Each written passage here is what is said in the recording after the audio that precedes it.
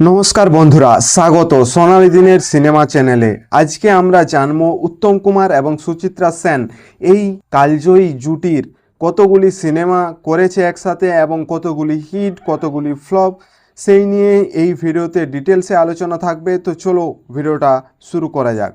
উত্তম কুমার ও সুচিত্রা সেন বাংলা চলচ্চিত্রের সবচেয়ে জনপ্রিয় ও সফল জুটি। তাদের একত্রে অভিনীত 30টি ছবির মধ্যে 24টি সুপারহিট হিট বা ব্লকবাস্টার।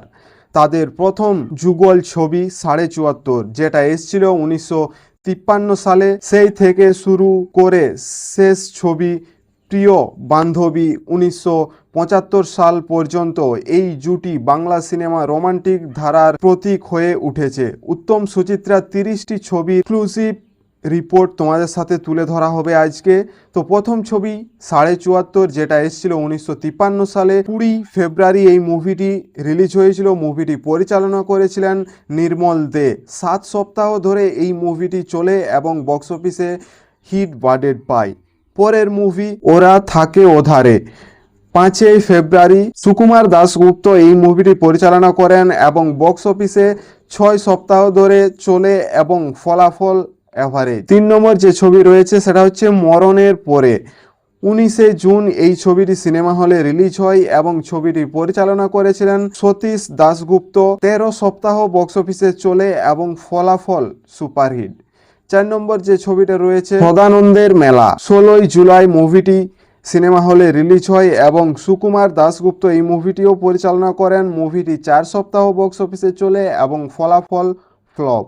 ফার্স্ট ফ্লপ আমরা দেখতে পাচ্ছি 4 নম্বর ছবিটি। এবং 5 নম্বরে রয়েছে অন্নপূর্ণার মন্দির। 6 আগস্ট এই মুভিটি সিনেমা হলে রিলিজ হয়। মুভিটি পরিচালনা করেন নরেশ মিত্র। 13 সপ্তাহ বক্স অফিসে চলে এবং ফলাফল সুপারহিট। 6 নম্বরে যে ছবিটি রয়েছে সেটা খুবই পছন্দের একটা মুভি এবং খুবই ভালো বক্স অফিসে রান নিয়েছিল। সেই মুভিটির নাম হচ্ছে অগ্নি পরীক্ষা। ধরা হয় এই মুভির মধ্য দিয়েই উত্তম কুমার এবং সুচিত্রা সেনকে পুরো মানুষ মানে বাংলার মানুষ চিনেছিল। এই মুভিটি তাদের দুর্দান্ত পরিমাণে সাকসেস দেখে এবং 3 সেপ্টেম্বর এই মুভিটি বক্স অফিসে রিলিজ হয়। অগ্রদূত এই মুভিটি পরিচালনা করেন এবং মুভিটি 15 সপ্তাহ ধরে বক্স অফিসে চলে এবং ফলাফল ব্লকবাস্টার। 7 নম্বরে যে মুভিটি রয়েছে সেটা হচ্ছে গৃহপ্রবেশ। গৃহপ্রবেশ 12 নভেম্বর মুভিটি সিনেমা হলে রিলিজ হয় এবং অজয় কর এই মুভিটি পরিচালনা করেন এবং মুভিটি 6 সপ্তাহ ধরে বক্স অফিসে চলেছিল এবং ফলাফল এভারেজ। এতক্ষণ পর্যন্ত যে সিনেমাগুলির নাম তোমাদের সাথে শেয়ার করলাম সেই সিনেমাগুলি কিন্তু এসেছিল 1954 সালে।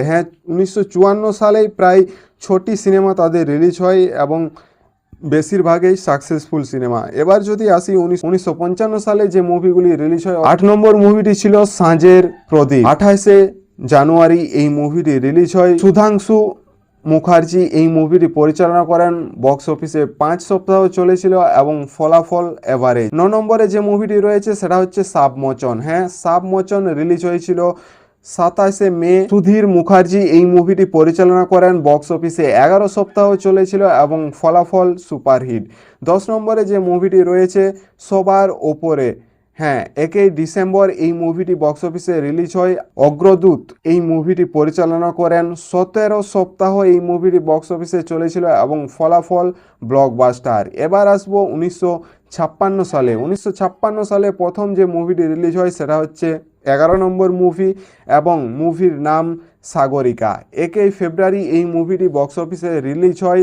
অগ্রগামী এই মুভিটি পরিচালনা করেন। 17 সপ্তাহ এই মুভিটিও বক্স অফিসে চলে এবং ফলাফল ব্লকবাস্টার। 12 নম্বর মুভি একটি রাত। 11 মে এই মুভিটি রিলিজ হয়। চিত্ত বসু এই মুভিটি পরিচালনা করেন। 6 সপ্তাহ বক্স অফিসে এই মুভিটি চলেছিল, ফলাফল ফ্লপ।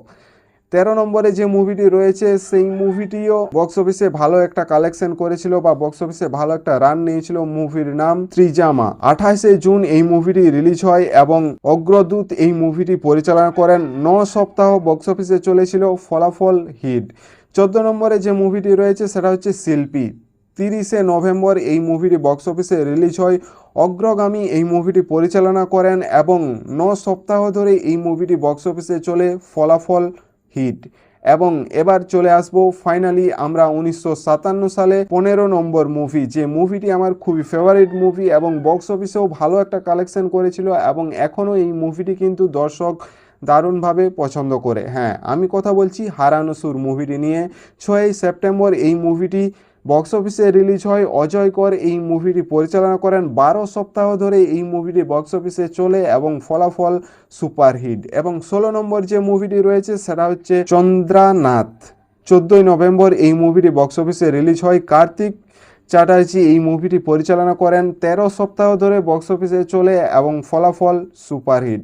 17 নম্বরে যে মুভিটি রয়েছে পথে হলো দেরি। 5ই ডিসেম্বর এই মুভিটি বক্স অফিসে রিলিজ হয়। অগ্রদূত এই মুভিটি পরিচালনা করেন। 11 সপ্তাহ ধরে বক্স অফিসে চলে এবং ফলাফল সুপারহিট।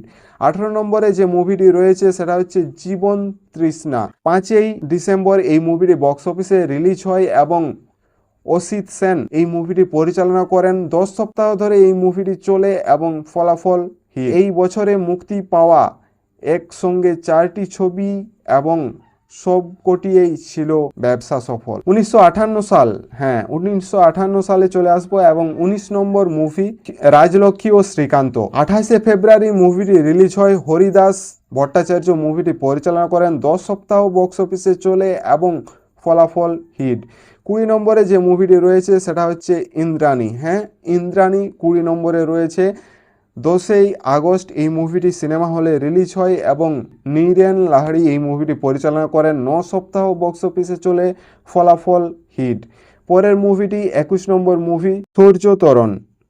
21শে নভেম্বর বক্স অফিসে রিলিজ হয় এবং পরিচালনা করেছিলেন অগ্রদূত। 12 সপ্তাহ বক্স অফিসে চলে এবং ফলাফল হিট। এই বছর 3টি মুভি মাত্র রিলিজ হয় এবং 3টি মুভি এই সফল মুভি বক্স অফিসে হিট বার্ডেড পেয়েছিল। এবং এবার যদি আমরা চলে আসি 1959 সালে, অর্থাৎ 22 নম্বর মুভি চাওয়া পাওয়া। 27শে ফেব্রুয়ারি বক্স অফিসে রিলিজ হয় এবং মুভিটি পরিচালনা করেন যাত্রিক। 9 সপ্তাহ বক্স অফিসে চলে, ফলাফল হিট। এবং এই বছর একটি মুভি রিলিজ হয় এবং বক্স অফিসে সফলতাও লাভ করে এবং পরের বছর কোনো মুভি রিলিজ হয় না। সোজা চলে যাচ্ছি আমরা 1961 সালে। 23 নম্বর মুভি সপ্তাদ্বীপ। এই মুভিটি রিলিজ হয় 20 অক্টোবর। অজয় কর মুভিটি পরিচালনা করেন। 15 সপ্তাহ ধরে বক্স অফিসে চলে এবং ফলাফল ব্লকবাস্টার। এবছরও একটা মুভি রিলিজ হয়। এবার চলে যাব